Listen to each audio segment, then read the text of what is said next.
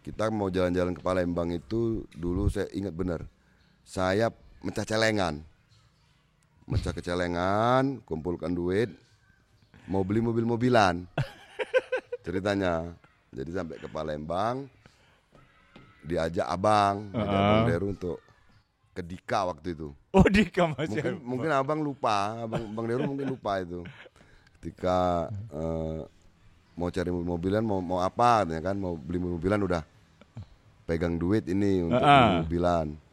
Ketika mau di perjalanan ya memang pakai mau duit tabungan saya ini tadi. Tapi ketika mau saya bayar, ya. Ternyata beliau yang bayari. Itu masih ingat sekali sehingga akhirnya saya bisa beli Coca-Cola waktu itu. Zaman itu ya. Zaman dulu. Wah, dulu kan susah jadi kalau mau dari Palembang bawanya Coca-Cola, roti tawar gitu segala macam. Nyaman loh sebenarnya itu di ASN kemarin. Nyaman. Sangat itu. Sangat. Kalau sejarahnya itu saya lihat. Asik, nyaman, banyak teman. Kok kau tahu? Nyoba politik juga nih. Masa ke dunia ada politik? niat sebenarnya. Kayak mana ceritanya coba? Ceritanya sih sebenarnya cuma ngobrol-ngobrol gitu kan. Kok sekarang ini keadaan di Oku Timur seperti ini ya, gitu kan. Kenapa sih kok nggak ini apa? Ada ide-ide yang bagaimana kan? Gelisah kakak. Ya agak kurang gimana, agak kurang pas rasanya waktu itu. Nggak, akhirnya kok kalau mau nyalon harus berhenti jadi PNS kan. Sedangkan karir kita ya masih jalan sebagai PNS. Dan terus ngobrol lagi sama teman-teman. Ya kalau memang punya ide untuk Oku Timur, kenapa nggak kita coba saja? Ini tertukar enggak? Karena mirip kan, termasuk yang paling mirip wajahnya nih. Sampai dengan saat ini, iya. Ketika saya kunjungan ke daerah-daerah yang mungkin agak jauh dari kota Martapura dan kota Blitar, mereka tuh ketika saya buka kaca Pak Herman Deru, nah ini mungkin nggak ada lawan. Mungkin ini tanda-tanda juga kak. Satu periode kan Pak Gub, satu periode lagi, kakak satu periode lagi bupati. Ya ke depan kakak satu periode di gubernur lah. Ya, amin. Amin. Kalah.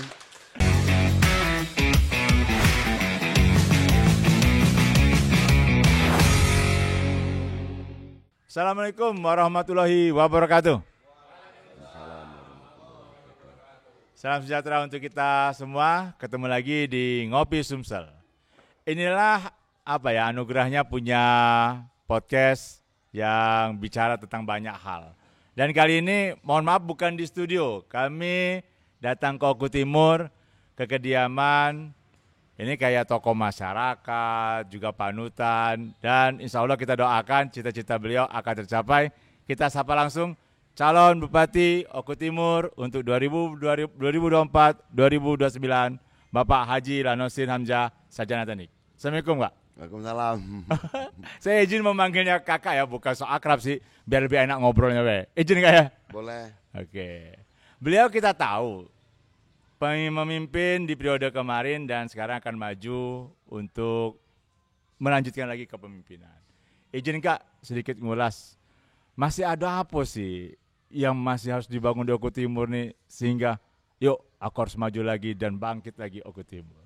Ya, kalau untuk bangun Oku Timur masih banyak yang harus dibangun. Apa? Karena kepemimpinan Bupati 2021-2026 itu kalau dihitung secara matematika cuma 3 tahun 10 bulan. Loh kok?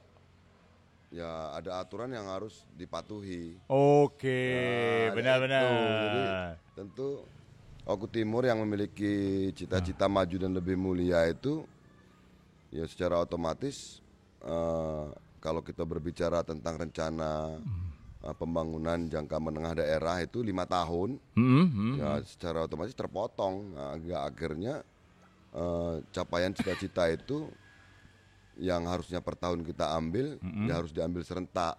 Dan ada sebagian daerah-daerah yang belum bisa merasakan tentang maju dan lebih mulia Kabupaten Oku Timur. Kalau kakak lihat nih di periode yang kakak pimpin kemarin, di sisi mana nih yang paling penting untuk ditingkatkan kembali? Ya dari segala macam sisi ini tadi ya, kalau kita berbicara maju sama mulia itu ya, yang pertama pembangunan sumber daya manusia yang unggul. Oke, siap. Terus Pendidikan itu, Kak ya? Untuk sebagai penyelenggaranya Oke, atau ASN-nya pemerintahan dan organisasi-organisasi pendukungnya. Mantap, mantap. Pembangunan infrastruktur yang adil dan merata, nah itu ya belum selesai semua, artinya masih banyak yang harus dikerjakan. Peningkatan mutu, kualitas pendidikan, Oke. mutu kesehatan, dari segi kenyamanan dan keamanan, Oke. terus itu tingkat kesejahteraan. Nah kalau berbicara tingkat kesejahteraan itu banyak lininya, Ya benar-benar Kak. banyak lininya. Dan satu juga Kak, selama kepemimpinan Kakak kan banyak prestasi yang diraih Oku Timur tuh. Banyak. Salah satunya sektor pangan, sampai Banyak. nasional yang mengakuinya. Ya. Nah kalau Kakak melihat Oku Timur ini masih sangat masyarakatnya sangat tergantung dengan pertanian gitu. Apa nih yang mau dilakukan nih? Itu salah satu sektor kesejahteraan yang ada di Oku Timur saja, Ya, pertanian.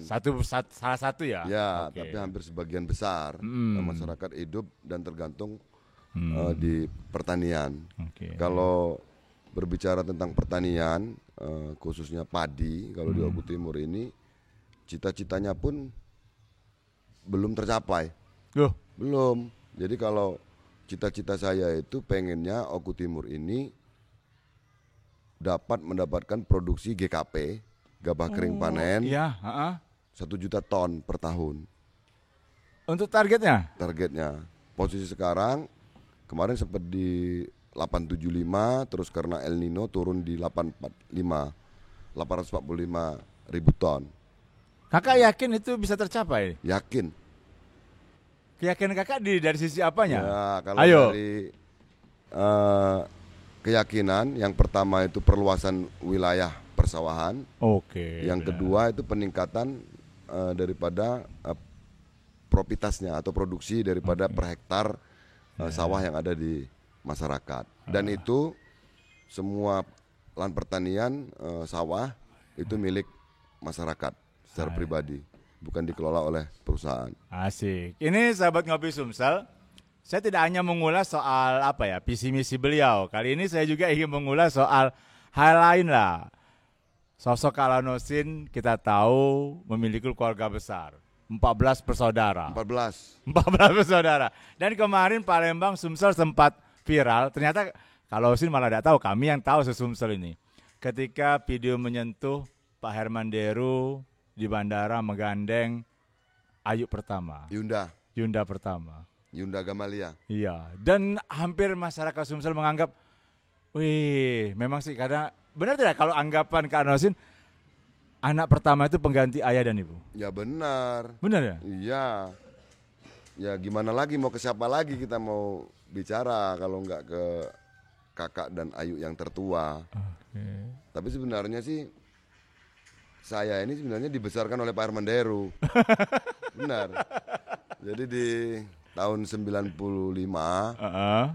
ketika saya tamat SMA, seneng ini karena masuk di Unsri Indralaya. Oh benar, sarjana teknik loh ini. Ya, cuman beberapa orang yang masuk ke Unsri waktu itu dari Belitang sini. Itu kalau tidak salah tidak menyampai 20 orang. Nah, saya masuk di salah satunya. Di kebanggaan berangkat ke Indralaya naik motor, diantar sama Pak Bertu, namanya kakak saya. Oh Bertu ya. Nah, sampai di sana saya ngekos seminggu, ngekos di sana, terdengar kabar ayah meninggal. Meninggal di tahun 95 itu.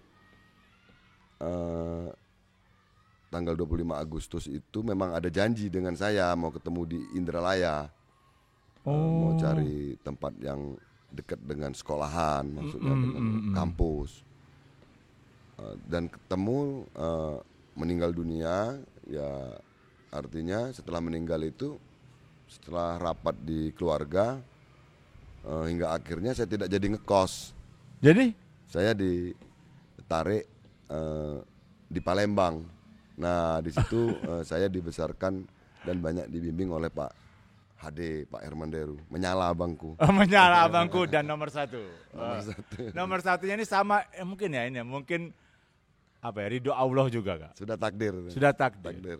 Kakak nomor 1, sang adik juga nomor 1. Mudah-mudahan simbol untuk melanjutkan kepemimpinan. Simbol untuk kemenangan masyarakat Sumatera Selatan Amin dan ya Kabupaten Allah. Oku Timur. Amin ya Allah. Tapi nanti dulu, sebelum kedekatan beliau ke Pak Haji Hermanderu, ternyata dapat kabar, tadi saya ngobrol dengan beberapa warga, ngobrol dengan beberapa keluarga juga.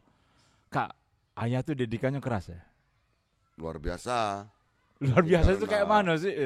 Mungkin karena rame ya, jadi kalau tidak keras mungkin anaknya nggak lurus. Ya, anak muda biasa ya. Ya, artinya kalau ketika menceng daripada rel, ya dimarahi kalau nggak mempan dengan omongan, ya terpaksa pakai tangan juga. Tapi walaupun fisik tetap dengan sayang. Ya, ada nggak pengalaman yang paling tidak bisa dilupakan ketika didikan dari ayah? Apalah Kak? Pada saat apa? Ya banyak sih, tapi tidak semuanya bisa karena posisi saya waktu itu di posisi umur 16 tahun ya. 16 tahun, 15 ke 16 tahun meninggal dunia. Ya hingga akhirnya yang untuk keluarga-keluarga mungkin kalau tidak disampaikan ini keluarga dari ini keluarga dari ini, banyak yang nggak tahu karena ayah kan nggak sempat menyampaikan pada waktu itu. Yang tidak lupa ya ketika kita salah ya marah besar, nggak main-main marahnya. Tapi syukurlah bisa membentuk karakter kan? Iya, terbentuk dengan sendirinya karakter itu. Iya. Dan kayaknya kakak beradik hampir mirip karakternya. Mungkin karena didikan yang keras tapi benar-benar tegas lah kayaknya. Iya. Tapi ada satu pertanyaan ini yang banyak masuk ke DM kami di YouTube kami. Kak, tolong tanya ke Kak katanya. Mereka tuh 14 bersaudara. Cak mana akur dak mereka tuh? Ngumpulnya ada dak 14 bersaudara tuh? Ada waktu khusus dak Kak berkumpul? Biasanya kalau lebaran kumpul. Di rumah siapa? Kadang-kadang di rumah Pak Hermanderu, kadang-kadang di rumah besar ini, kadang-kadang di tempat Kando, kakak yang cowok yang paling tua, Ayunda sama Kando. Kando Peter kami manggilnya. Kando Peter. Ya, di Lampung. Oh, di tinggalnya, Lampung. rumahnya karena dulu tugas di sana. Kalau ngumpul tuh masih ngomongin politik dah Kak? Ya namanya politik kadang-kadang harus benturan ya. Iya, kadang-kadang harus benturan. Tapi selama berjalan ini ketika benturan ya biasanya salah satu daripada kakak, saudara itu biasanya merujukkan kembali. Waduh, benar-benar. Tetap satu kesatuan ya. Tetap satu kesatuan. Balik ke kedekatan kakak dengan Pak Haji Hermanderu. Kenapa Pak Haji Hermanderu tiba-tiba apa merasa tanggung jawabnya? Lah no sini nakal, ikut aku biar benar. Ketika ayah meninggal ikut Pak Haji Hermanderu. Enggak, kalau Pak Hermanderu memang baik. Abang Deru tuh orang baik. Alhamdulillah, amin. Saya dulu waktu kecil sering ikut abang waktu SD ya, sering jalan-jalan ke Palembang misalnya kan. Kita mau jalan-jalan ke Palembang itu dulu saya ingat benar. Saya mecah kecelengan, kumpulkan duit, mau beli mobil-mobilan. Ceritanya, jadi sampai ke Palembang, diajak abang Deru untuk ke Dika waktu itu. Oh, Dika masih. Mungkin abang lupa, abang Deru mungkin lupa itu. Ketika mau cari mobilan, mau apa, katanya kan, mau beli mobilan udah pegang duit ini untuk mobilan. Ketika mau di perjalanan ya memang pakai mau duit tabungan saya ini tadi. Tapi ketika mau saya bayar, ternyata beliau yang bayari. Itu masih ingat sekali sehingga akhirnya saya bisa beli Coca-Cola waktu itu. Zaman itu ya. Zaman dulu. Wah, dulu kan susah. Jadi kalau mau dari Palembang bawanya Coca-Cola, roti tawar gitu segala macam. Jadi selama tinggal dengan Pak Haji Hermanderu, ini kayak mana? Selain ya beraktivitas kuliah ya. Ya, kuliah. Ada tugas khusus enggak yang diberikan oleh Pak Haji Hermanderu? Ya ada. Apa tuh? Tapi enggak khusus-khusus benar karena memang saya yang meminta, memang saya dekat dengan anak-anak beliau, ponakan saya ada Bu Perca waktu itu. Almarhumah ya Allah. Kalau sekolah, kalau ini saya yang ambil tackle, saya antar anak-anak sekolah kan. Samantha. Oh ya. Leoni. Nah itu saya semua yang antar waktu ketika sekolah, waktu dia mau jalan, mau main. Ya sering saya antar, saya tunggu ya. Saya bertindak sebagai paman ya. Iya. Seperti itu. Ya karena ini dapat masukan juga ketika podcast dengan Mbak Samantha. Siapa paling dekat dengan Papa? Om Enos. Ayo rekomendasi ke Om Enos ngapo? Om Enos tuh baik dan kami. Galak gemong gitu. Tapi Kak, di satu sisi kuliah dengan Pak Haji Manderu, apa sih yang dipelajari oleh sosok Haji Lanusin dengan Pak Haji Manderu ketika bersama-sama? Jadi beliau itu memang banyak didikan yang diberikan kepada saya. Jadi waktu itu perjalanan beliau masih kerja di Samsat ya.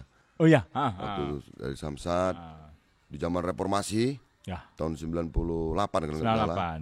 98 di radio reformasi waktu itu FMKR yang mengumumkan bahwasanya Pak Herman Deru itu berhenti dari PNS itu saya di radio reformasi tersebut. Kok bisa Kakak? Ya bisa karena beliau gentleman. Mengakui bahwasanya ini tidak pas, maka dia harus mengundurkan diri. Saya yang mengumumkan di radio FMKR di Universitas Sriwijaya. Terus itu beliau bergelut di dunia usaha. Benar. Usaha, dan setelah tamat kuliah saya di teknik mesin itu saya ikut nimbrung di dalam usaha itu sebagai kepala armada waktu itu dan maintenance kendaraan berat dan alat beratnya. Kerjanya nggak main-main loh.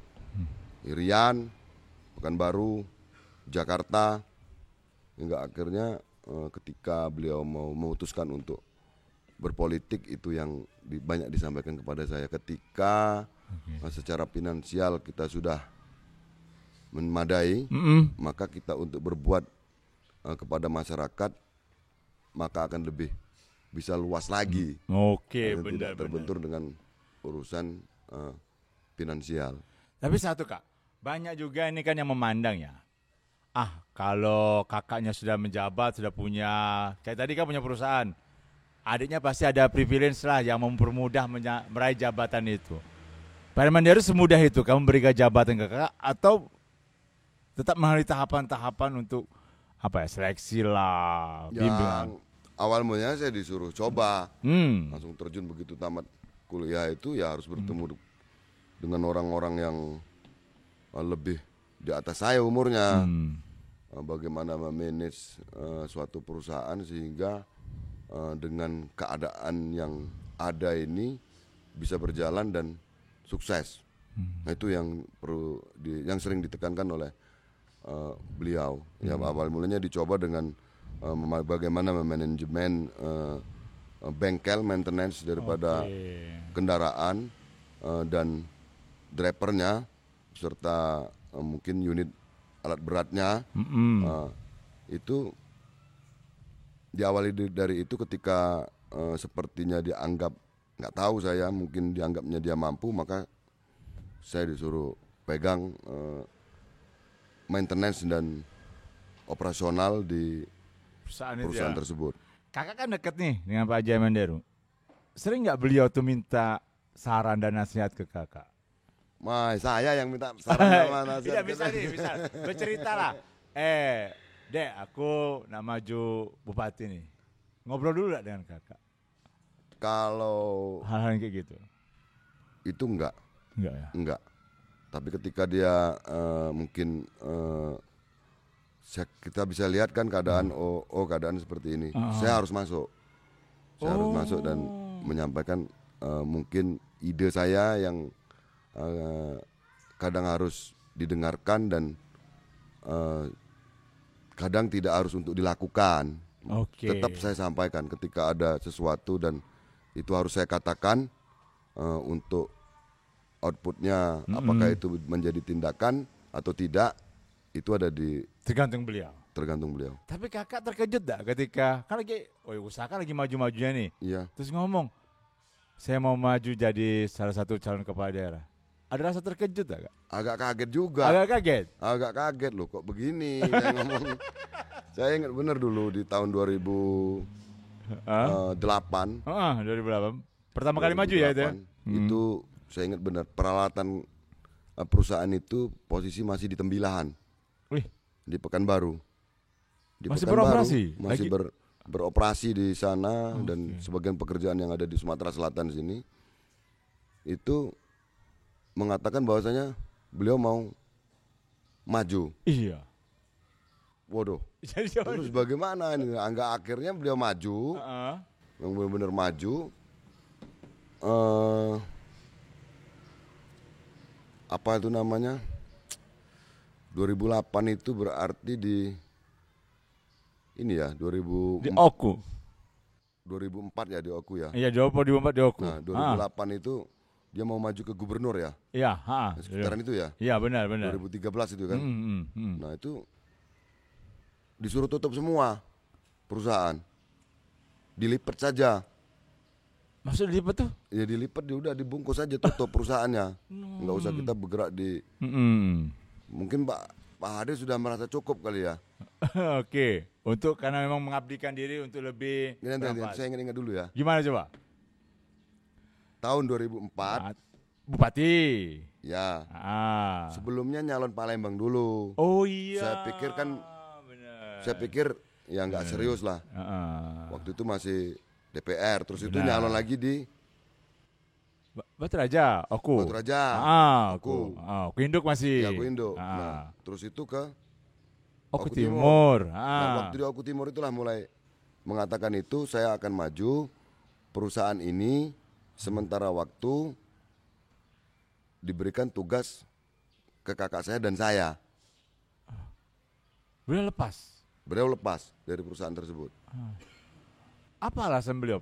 Benar-benar mau fokus itu? Benar-benar mau fokus ke masyarakat, sosial kemasyarakatan. Masya Allah. Kaget benar itu waktu itu. Setelah jadi, beliau tinggal perusahaan tersebut, tinggal kami berdua. Bingung dan goyang enggak, Kak? Ya, karena gimana ya, di perusahaan itu beliau tuh sebagai decision maker-nya. Iyalah. Decision maker, operasional yang eksternal itu kakak saya dan yang internal itu saya. Hingga akhirnya sampai bergerak terus di 2008. Nah, kakak saya itu ingin berhenti juga. Beliau juga mau masuk ke politik. Karena kata beliau kurang luas jangkauan tangannya. Hingga akhirnya saya bingung waktu itu. Ya ingat benar, saya bingung hingga akhirnya di 2009 sudah lipat semua, kata Pak Hade. Nggak usah usaha. Saya ketinggalan sendiri waktu itu. Ketinggalan sendiri hingga akhirnya di 2009 ya. 2009-2010 saya ikut tes CPNS. Oh iya, ada sejarahnya tuh. Saya benar. Makanya saya ikut CPNS. Makanya orang tanya terus, Pak, itu dasarnya apa? Ya PNS yang ngomongnya. Saya pernah PNS. Iya benar. Di 2010. Di 2010 saya PNS, perusahaan diringkesin semua. Perusahaan diringkesin semua. Ya sekarang jadi kantor Nasdem itu saya tuh dulu. Oh itu kantor perusahaan dulu? Itu kantor perusahaan itu full itu. Alat berat, kendaraan berat, ada semua di sana. Nah akhirnya ya saya jadi PNS biasa. Ya bergelutlah di dunia birokrasi ya. Bergelut di dunia birokrasi dengan pengalaman yang mungkin menjadi kenangan terbaik buat saya. Asik tuh. Terus akhirnya setelah di ASN kan, Nyaman loh sebenarnya itu di ASN kemarin. Nyaman, Sangat itu. sangat Kalau sejarahnya itu saya lihat. asik, nyaman, Heeh. banyak teman. Heeh. Kok kau tahu? Nyoba politik juga nih. Masuk ke Nggak dunia ada politik. niat sebenarnya. Kayak mana ceritanya coba? Ceritanya sih sebenarnya cuma ngobrol-ngobrol gitu kan. Heeh. Kok sekarang ini keadaan di Oku Timur seperti ini ya, gitu kan. Kenapa sih kok nggak ini apa? Ada ide-ide yang bagaimana kan? Gelisah kakak. Ya agak kurang gimana, agak kurang pas rasanya waktu itu. Nggak, akhirnya kok kalau mau nyalon harus berhenti jadi Iyalah. PNS kan. Heeh. Sedangkan kita karir kita ya masih jalan sebagai PNS. Dan terus ngobrol lagi sama teman-teman. Ya kalau memang punya ide untuk Oku Timur, kenapa nggak kita coba saja? Loh ini cobanya nggak main-main saya ngomong. Bukan coba-coba. Ini bukan coba-coba. PNS saya bagaimana? Heeh. Nah, sekarang yakin apa enggak? Ketika kita sosialisasi dan menyampaikan semua ide itu tadi kepada masyarakat, konsepnya seperti ini untuk membangun Oku Timur ini, hingga akhirnya saya putuskan, saya izin dengan Pak HD, bahwasanya saya mau maju menjadi kepala daerah di Oku Timur ini. Beliau tidak serta-merta mendukung loh Nah waktu gantian itu. enggak beliau yang terkejut. Kalau kemarin kan kakak yang terkejut beliau Iya. maju. Jadi gantian enggak beliau? Beliau yang terkejut Nah, kok seperti ini kok bisa. Ya akhirnya tiga-tiganya ke politik semua. Iya bener nih ya. Tiga-tiganya ke politik. Tiga-tiganya ke politik semua. Enggak, akhirnya pekerjaan-pekerjaan yang PNS, yang usaha swasta, dah dibungkus saja. Kakak merasa enggak ketika terjun di dunia politik peran besar sosok Haji Herman Deru untuk membimbing? Sangat berpengaruh sekali Pak Herman Deru itu di Oku Timur ini. Karena Oku Timur ini lahir bisa berjalan itu di tangan beliau. Asli. Terus itu 10 tahun menjabat dan keinginan beliau untuk membangun Oku Timur lebih apa ya, menyala lagi gitu. Iya benar. Hingga akhirnya beliau memutuskan untuk calon gubernur itu tadi. Jadi ya kalau Pak Herman Deru di Oku Timur ini legend lah ya. Iyalah. Legend. Itu yang sulit bagi saya. Saya sering dibanding-bandingkan sama Pak Herman Deru. Kakaknya bisa saya nih. Nah, Mana adeknya nih? fisiknya lebih Iyalah. kuat dan mungkin secara emosionalnya lebih bisa dekat dengan masyarakat, sehingga ya tanpa ada bimbingan beliau sulit rasanya untuk Oku Timur, dan masyarakat Oku Timur pun tahu itu. Jadi merasa masih ada, kayak kemarin pertama kali ada bayang-bayang besar kakak di belakang itu agak sulit juga kayak awal-awalnya. Ya,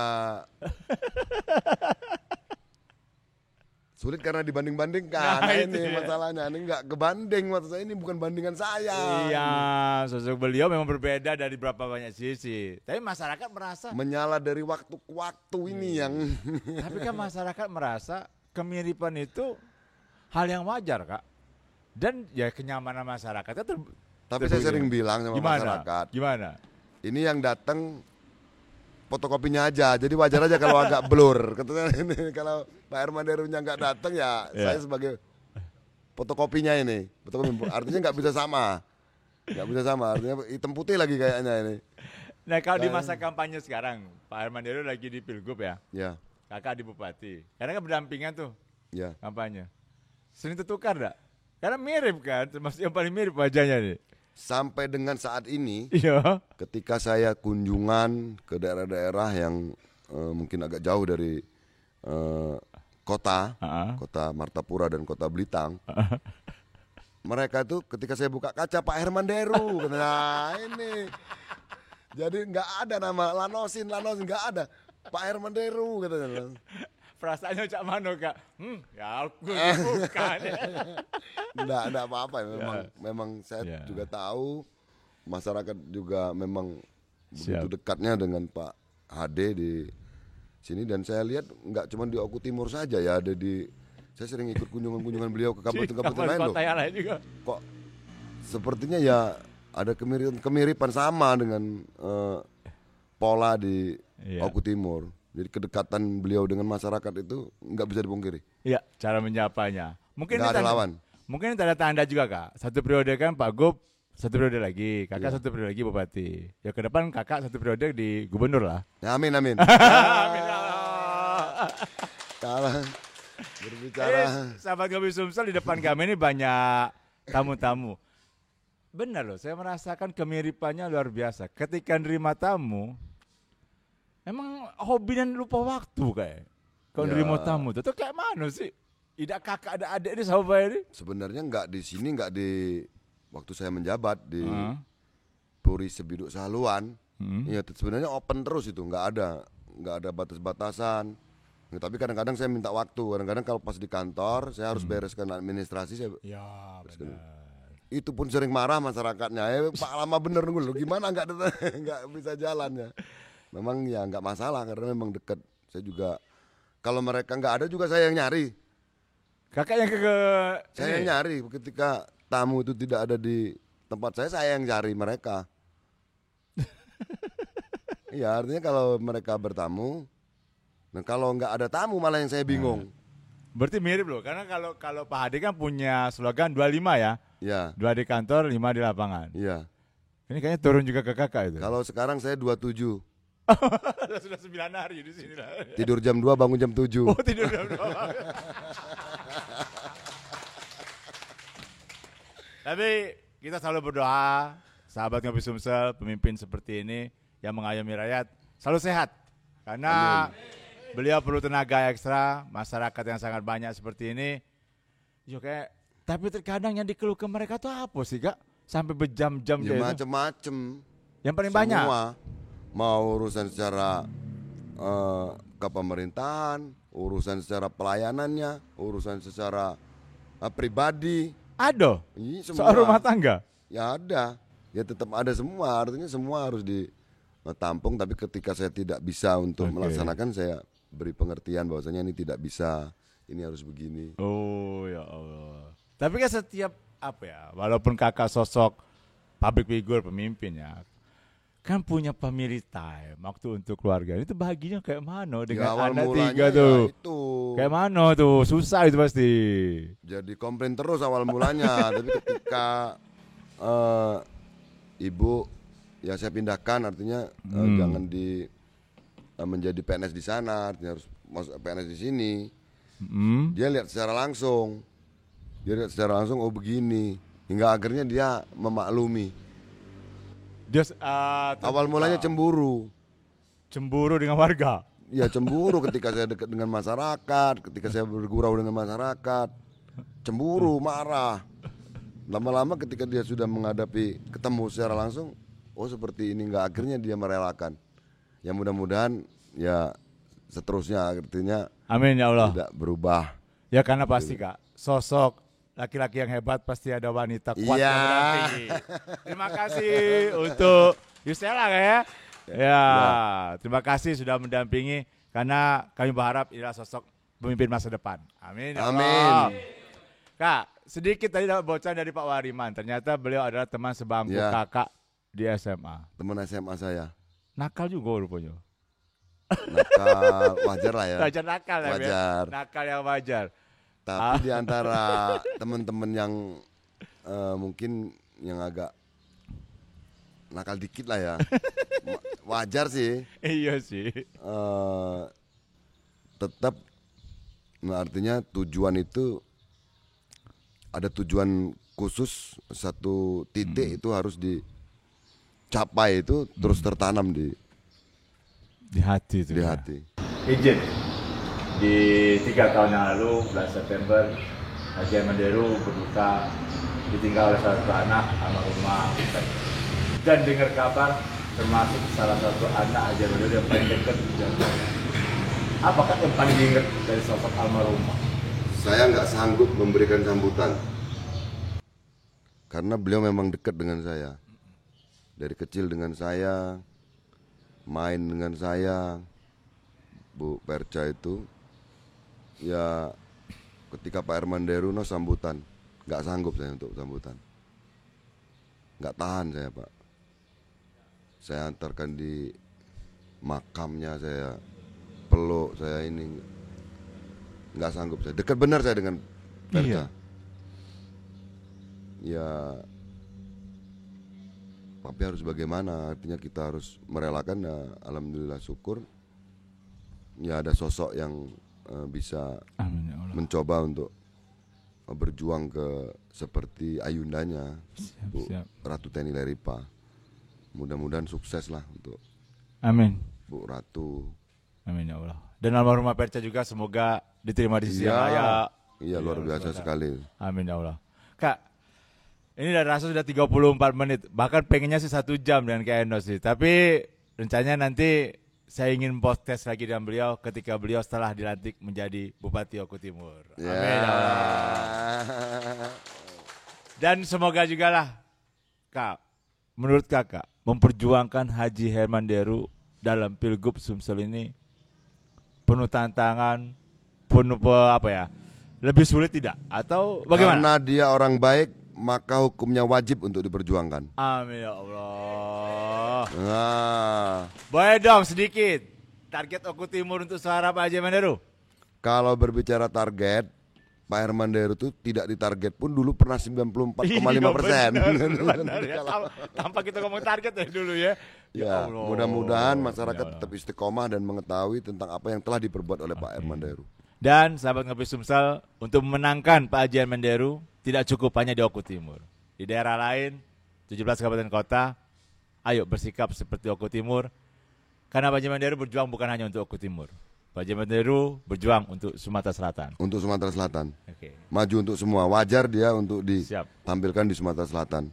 Karena dia memang berkualitas. Oke. Baik secara fisik, baik secara kedekatan terhadap masyarakat, tentang kepedulian kepada masyarakat. Maka dari itu saya, Siap. kalau secara pribadi, 1, yes. Ya, nomor 1 Sumsel, nomor 1 Oku Ya. Timur. Kak, terakhir. Gini ya. Sebelum saya tutup podcast ini, saya minta closing statement dari kakak. Kak, kemarin kan ketemu dengan Mbak Samantha, Mbak Ratu. Mereka kan anak-anak yang saat ini mendampingi ayahnya untuk maju. Kak, tolong kasih bimbingan Kak. Apa kasih sedikit arahan ke keponaan yang sekarang mendampingi ayahnya untuk berjuang. Bagaimana? Ayo menjadikan Pak Haji Herman Deru kembali memimpin Sumsel. Silakan Kak. Ini kadang-kadang kalau berbicara tentang itu malah saya kadang-kadang minta bimbingan sama ponaan-ponaan karena saya itu kalau dia hadapan ponaan jadi anak kecil. Loh, Nggak tahu saya. Seperti anak kecil saya mungkin terlalu manja dengan ponakan. Tapi kadang-kadang kalau mereka ada hal-hal yang kurang berkenan ya sering saya sampaikan, jangan Bu, jangan seperti itu. Ini bagusnya begini.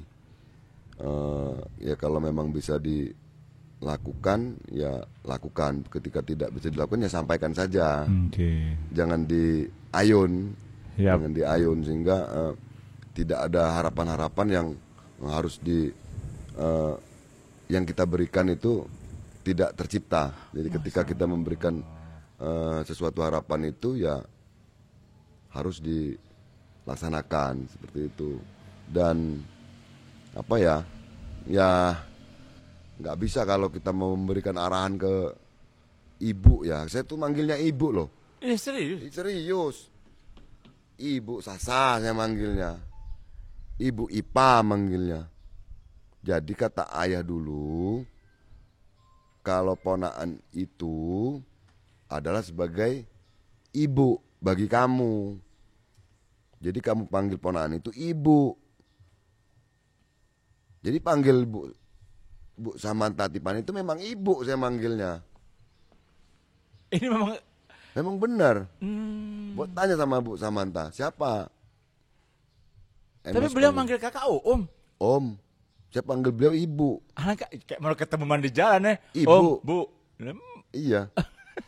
Ibu Titi. Ibu Sasa. Ibu Loni. Dan itu berlaku Ibu tidak Ipa. di keluarga besar? Ya, iya kayaknya iya. Iya. Saya dengan Pak Bertu itu manggil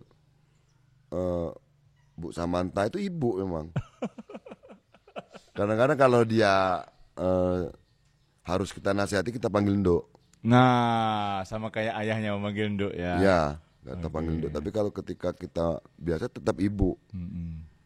Oke, terakhir Kak, untuk masyarakat Oku Timur, bagaimana untuk menghadapi pemilu kada baik Oku Timur maupun Pemprov Sumsel sebagai ini arahan sebagai tokoh masyarakat lah, karena kan 2 pemilu kada ini kan berbarengan. Yuk Kak, bagaimana Kak? Jadi kalau berbicara tentang pilkada, baik provinsi maupun Oku Timur, siap. Khususnya di Oku Timur, ya umumnya untuk Sumatera Selatan, saya pikir sama. Ketika nomor 1 siap itu menang, maka kemenangan itu adalah kemenangan rakyat. Amin ya Allah. Jadi bukan kemenangan kita secara pribadi. Amin. Dan 1 itu tanpa ada yang ngatur, sepertinya yang di atas yang ngatur. 1-nya bisa linier untuk Oku Timur. Iya, benar. One for all lah ya. All for one. Iya. 1 untuk semua, semua untuk 1. Amin ya Allah. Oku Timur maju lebih mulia. Siap. Dan sebagai penarik gerbong pembangunannya, Sumsel maju untuk semua. Wah. Menyala abangku. Menyala abangku nomor 1. Jangan lupa. Baik, ini sahabat Ngopi Sumsel, sebelum saya tutup podcast ini, saya hanya sedikit mengutip pembicaraan kami yang dilakukan beliau demi masyarakat Oku Timur. Ayo kita bantu beliau untuk terus meneruskan kepemimpinan beliau agar Oku Timur lebih maju. Dan pastinya Oku Timur akan lebih maju. Ada kurang loh. Apa tuh? Gimana? Maju dalam kemuliaan. Maju dan kemuliaan. Kemuliaan dalam kemajuan. Kemuliaan dan kemuliaan. Waduh, MLM. Maju lebih mulia. Bukan multi level marketing. Yang pasti kalau Oku Timur ingin seperti slogan beliau, Sumsel juga harus linier kepemimpinannya. Ya, maju untuk semua. Maju untuk semua. Pilih juga nomor 1. Dan kita doakan 1 periode ini berjalan, periode ke depan sang adik menggantikan kakak. Ya, saya tutup. Assalamualaikum warahmatullahi wabarakatuh. Waalaikumsalam warahmatullahi wabarakatuh.